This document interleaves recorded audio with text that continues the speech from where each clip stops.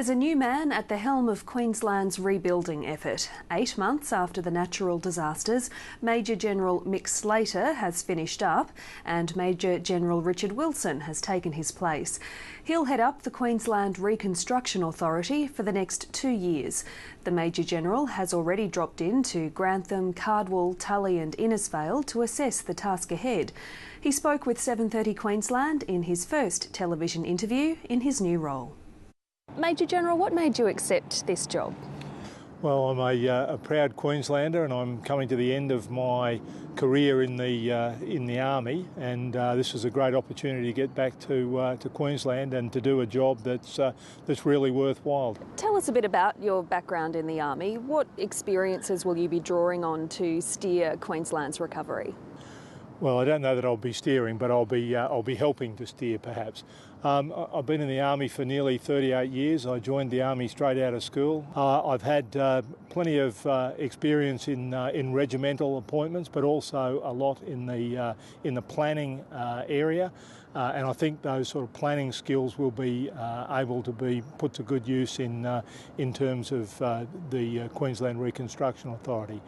I've also had operational experience with East Timor, and while the focus there was on security, there was also an element of nation building in that, and helping the local people in any way that we could. In the past week, you've travelled around with Major General Mick Slater to some of the areas affected by these natural disasters. What are your impressions of what you've seen and the people you've met? Well, I've had a great opportunity to have just a quick look, but I suppose I'd say at first impressions there's more progress than I expected. The damage and the destruction was enormous, and to see that Queensland's bounced back so quickly has been very impressive. We've heard a lot about how quickly things like roads and schools have been reopened. So what is the greatest area of need now? Well, I think Major General Mick Slater and the team have done a terrific job in terms of the first phase, delivering on the first phase of the state plan, the recovery from the disaster. So making sure that the infrastructure is safe and getting things back open. What we're in now is the second phase, which is reconstruction, and that's about the hard work of working with the councils to ensure that they're delivering what the local people want.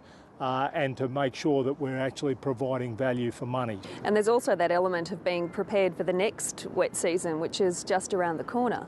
Absolutely, and I think that the plans, from what I've seen, are in good shape, but that's certainly an issue of confidence with the local people.